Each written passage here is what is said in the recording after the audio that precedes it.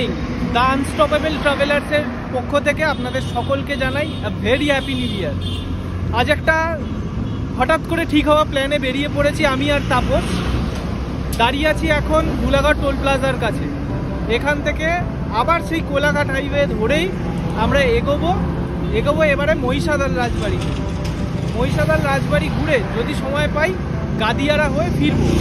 হঠাৎ ঠিক হওয়া প্ল্যান, এখন বাজে বেলা 12টা। দেখা যাক কতটা কি করা যায়। তো চলুন আমাদের সাথে বছরের প্রথম রাইডের উদ্দেশ্যে।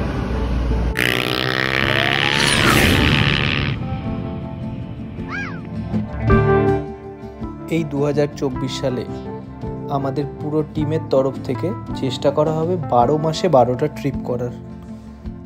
তাই বছরের প্রথম দিন থেকেই আমাদের প্রয়াস আমরা শুরু করে দিলাম। দেখুন আপনাদের ভিডিওটা ভালো লাগে কিনা।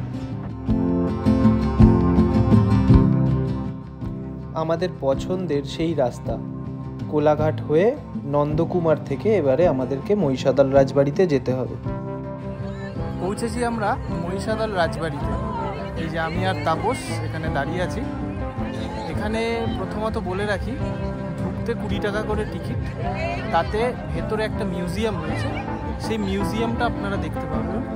আজ 1 জানুয়ারি বলে প্রচুর ভিড় এখানে, দেখুন অবস্থাটা।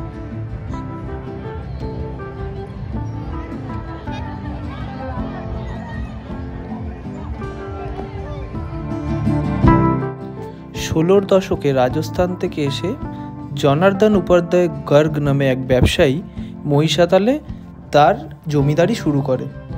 সেখানেই তিনি এই মহিষাদল রাজবাড়ি আর মন্দির তৈরি করেছিলেন।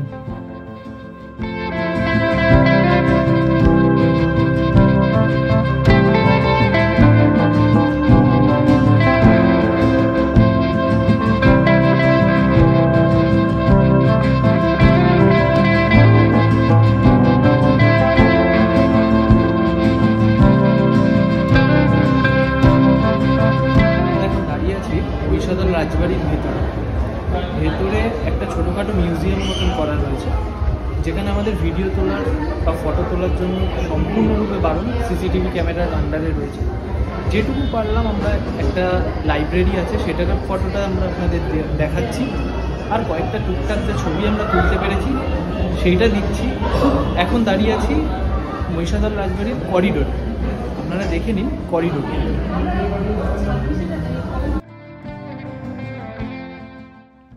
মিউজিয়ামটি খুব বড় নয়, কিন্তু ভেতরে যা জিনিস রয়েছে তা বলতে পারেন দুর্মূল্য।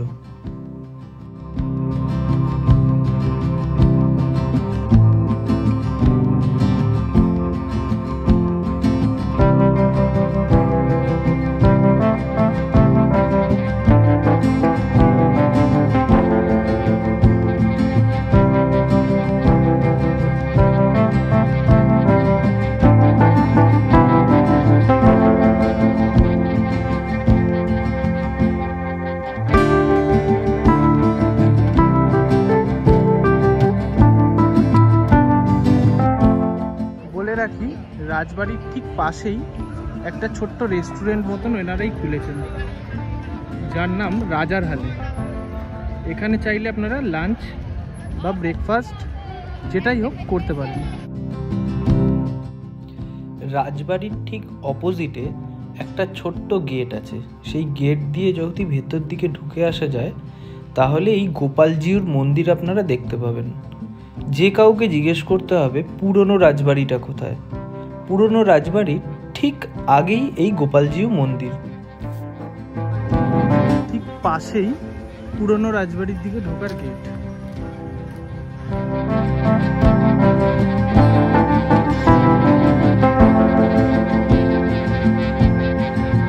পুরনো রাজবাড়ি জীর্ণকায় অবস্থায় পড়ে রয়েছে, তবে হ্যাঁ, সারাইয়ের কাজ চলছে।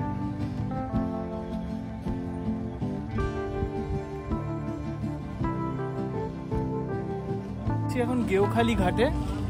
এখান থেকে গাদিয়ারাতে বাইক তুলে নিয়ে লঞ্চে করে যাব। ভাড়া নিচ্ছে 104 টাকা। যদি আপনারা নিজেরা উঠিয়ে নেন বা নামিয়ে নেন তাহলে 40 টাকা কম।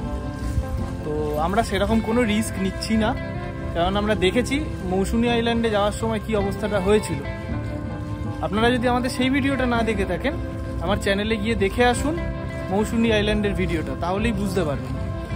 তো আপাতত গাদিয়ারায় যাওয়ার জন্য যেই লঞ্চটা, সেটারই অপেক্ষায়। আধ ঘন্টা এখনো সময় লাগবে আসতে।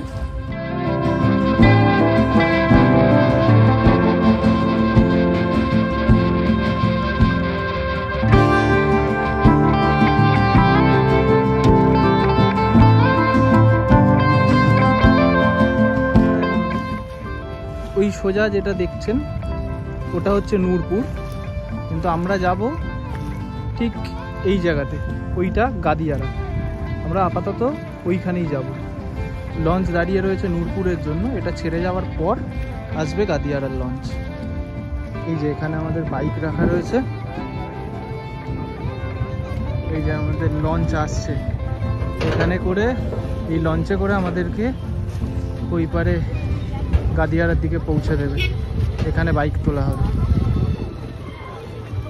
5 জানুয়ারির জন্য সব গাদিয়ারা যাওয়ার ভিড় দেখুন।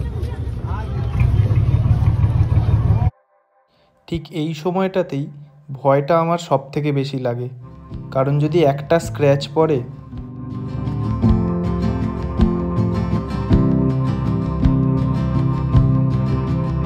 বলেছে ব্রেক ধরে গিয়ারে ফেলে রেখে দিতে। এই ধারে দাঁড়িয়ে রয়েছি আমরা বাইকের। এই দাদা নৌকার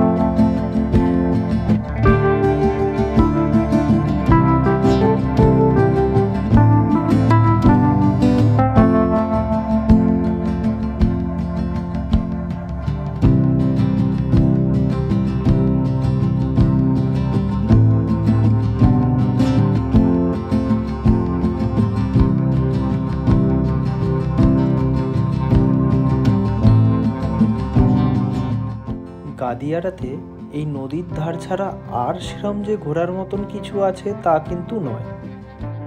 তবে গভর্নমেন্টের এখানে একটা রিসর্ট রয়েছে। এই রিসর্টে আপনি যদি ফ্যামিলি নিয়ে এসে একটা দিন থাকতে চান তো থাকতে পারেন।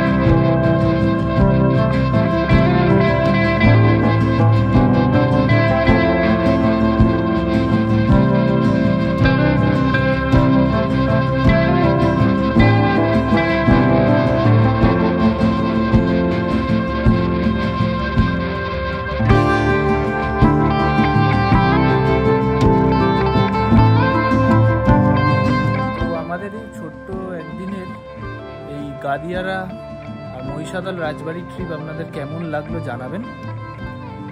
নেক্সট আরেকটা ছোট্ট ট্রিপ নিয়ে খুব তাড়াতাড়ি ফিরে আসছি। ওটা উইকেন্ড ট্রিপ।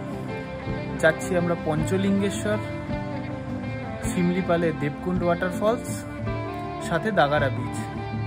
তো দেখতে থাকুন, কাইন্ডলি আমাদের সাপোর্ট করতে থাকুন। Thank you.